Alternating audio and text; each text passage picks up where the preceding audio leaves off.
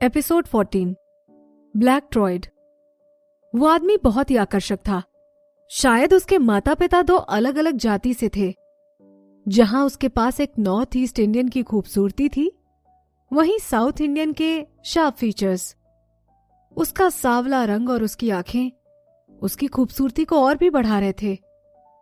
पत्तों के बीच से आती सूरज की रोशनी उसकी आंखों पर पड़ रही थी, जिससे उसका रंग गहरे हरे रंग का लग रहा था। उसकी गर्दन के दाहिनी ओर उसके मसल्स भी नजर आ रहे थे। ऐसा लग रहा था जैसे किसी ने उसे बड़ी ही फुर्सत से तराशा हो। वो बहुत ही आराम से पेड़ के नीचे बैठा था, पर उसके आसपास खतरे का आभास हो रहा था, जैसे कि वो अभी गुस्से में विधि के पास आएगा। डर से विधि ने अपने कुछ कदम पीछे ले लिए। वो आदमी विधि को देखकर मुस्कुराया और खींचते हुए बोला, मैं काटता नहीं हूं। सच तो यह है कि मुझे चोट लगी है। तब विधि ने उसके पेट पर बंधी एक मोटी सी पट्टी को देखा, जिस पर खून लगा था। टबी अभी भी निराश होकर अपने मालिक के आसपास घूम रहा था। ये देखकर उसके मालिक ने टबी के सर पर हाथ रखा और उसे शांत किया। तुम्हारा नाम क्या है? उस आदमी ने विधि से फिर पूछा। विदुषी।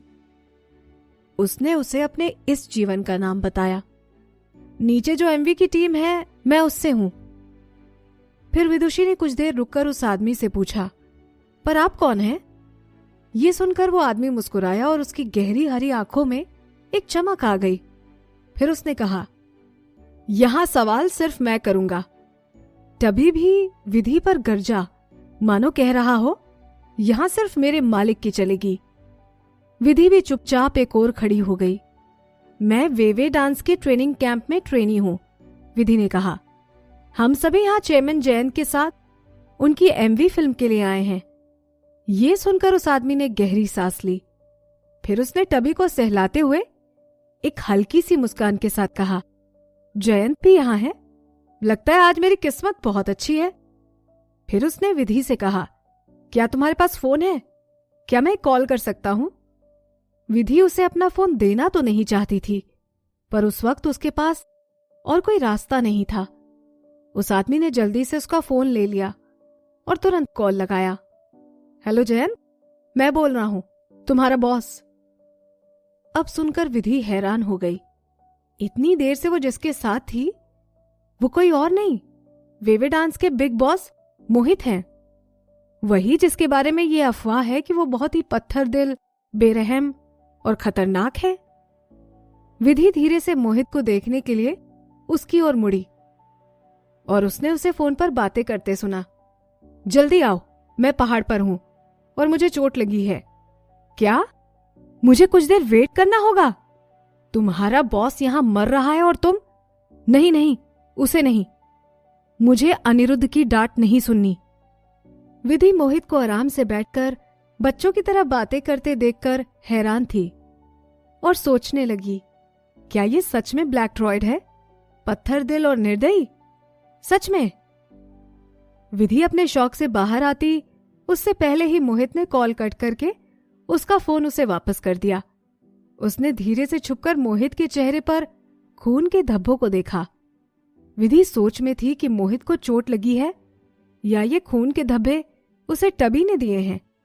जयंत बहुत ही जल्दी अपनी एक टीम के साथ वहां आ गया। ये एमवी की फिल्म टीम नहीं थी।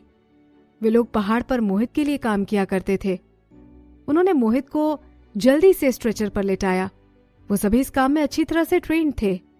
इन सबके बीच जयंत ने मोहित के लिए परेशान होते हुए उससे पूछा, कैसे हो तुम? क्या तुम्हें बहुत ज्यादा चोट लगी है? विधि जयंत की आवाज में मोहित के लिए चिंता साफ साफ देख सकती थी। मुझे गोली लगी है, पर फिक्र मत करो, मैं इससे नहीं मरने वाला। मोहित की बात सुनकर सबके चेहरे पर एक हल्की सी मुस्कान आ गई। मोहित ने फिर जयंत से कहा, जयंत, कुछ लोगों को भेजो और चेक करने के लिए कहो कि आसपास गन्स लिए कुछ और लोग छुपे तो नहीं हैं। उस पेड़ पर लटकी लाश को टबी के लिए छोड़ दो और इस लड़की को चोट लगी है, इसका इलाज कराओ। जयंत ने मोहित की बात सुनकर अपना सर हिलाया और कहा, इसे भी स्ट्रेचर पर लेटाओ, हम सब साथ नीचे चलेंगे।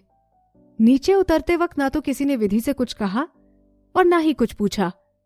क्या उसे कोई दर्द या तकलीफ तो नहीं, या फिर वो नीचे उतरना चाहती भी है या नहीं? उसकी पिछली जिंदगी में अगर ऐसा होता तो उसे तो गुस्सा ही आ जाता, पर अब सब बदल चुका है। अब उसके पास वो सब नहीं है। उसके आसपास की सभी चीजें बदल चुकी हैं, इसलिए उसे आम लोगों की तरह जीना सीखना पड़ा। विधि ने आरव से मिलने से पहले अपने जिंदगी के 12 साल एक अनाथालय में बिताए थे। अब वो फिर से पहले की तरह एक आम जिंदगी जीने वाली एक आम इंसान है। शायद शुरुआत से ही उसे इसी तरह की जिंदगी जीनी चाहिए थी। टीम के लोग उन्हें पहाड़ की चोटी पर ले गए, जहां बहुत सारी बिल्डिंग्स थीं। वो विधि को गेस्ट रूम में ले गए और डॉक्टर को बुलाया। डॉक्टर ने उसके घावों को देखकर उसका इलाज किया। ज्यादा सीरियस बात नहीं है, आपके घाव गहरे नहीं हैं, सिर्फ सतह पर हैं। कुछ दिन आराम कीजिए, कुछ दिन मसाले वाला खाना बंद, ओके? और घाव को पानी से बचाकर रखना। डॉक्टर ने विधि को हिदायत दी। विधि ने भी मुस्कुराकर अपना सर हाँ में हिला दिया और डॉक्टर चला गया।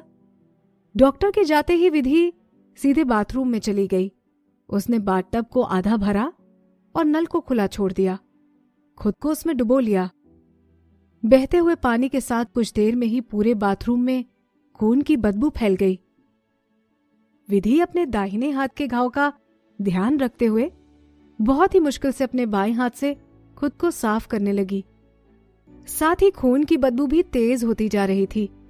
विधि खुद को साफ करते वक्त बार बार सिर्फ टबी के द्वारा उस पर किए गए हमले के बारे में सोच रही थी। अगले ही पल वो एक बहुत ही भयानक कुत्ते में बदल गया, जिसके काले और चमकीले फर थे।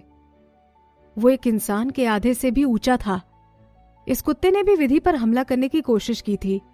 वो बार बार उस पर छलांग लगाने की कोशिश किया करता था। आरव का एक विला आम लोगों की नजरों से काफी दूर था। उसके अंधेरे बेसमेंट में विधि उस कुत्ते से किसी भी हालत में बचने की कोशिश कर रही थी। विधि ने पागलों की तरह दरवाजे को जोर से मारा और मदद के लिए पुकारने लगी, पर उसकी मदद किसी ने नहीं की। वो वहां फंस चुकी थी। वो उसकी जिंदगी का सबसे डरावना दिन था। अब भी वो उस दिन को याद करके कांपने लगती है। उस दिन से पहले विधि ने कभी भी आरव से कोई शिकायत नहीं की थी। जब आरव ने उसे अपने घर में कैद करके रखा था तब भी नहीं। वो आरव के हर आदेश को ना मानकर उससे झगड़ा किया करती थी।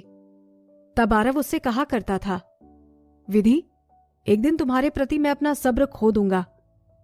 वो दिन आखिर आ ही गया। वो विधि का 28वां बर्थडे था।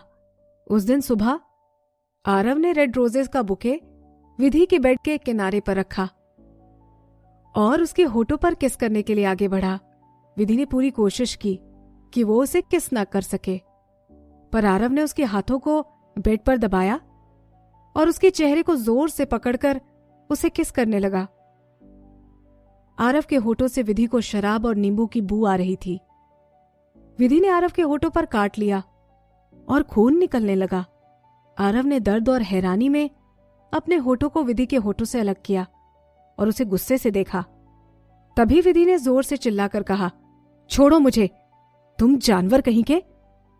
उस वक्त आरव गुस्से में और बहुत सीरियस नजर आ रहा था और उसकी आंखों में कोई भावनाएं भी नहीं थीं। उसने अपने होठों से अपना खून पोंछा और विधि से कहा, जानवर? हाँ, तो चलो तुम्हें दिखाता हूं कि जानवर कैसा होता है। वो उसे उसके बेडरूम से घसीटता हुआ बेसमेंट में ले गया और उसे वहां बंद कर दिया। वहां बहुत अंधेरा था। विधि वहां धुंधली रेखाओं की मदद से उसे अंदर की चीजों को पहचानने की कोशिश कर रही थी।